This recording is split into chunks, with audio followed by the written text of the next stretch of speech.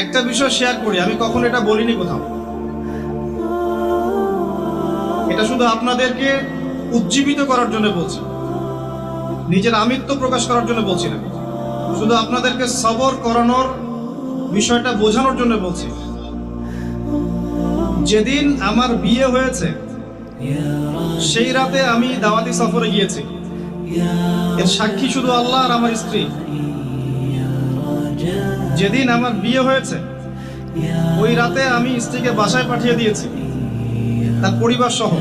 তার পরিবারের সদস্য আমার সাথে আছে, ছোট ভাই। আমি দাওয়াতি সফরে গিয়েছি আর আমার স্ত্রী বাসায় গিয়েছে একা তার পরিবারের সাথে। তো দিনের প্রতি মহব্বত থাকাটা খুব জরুরি।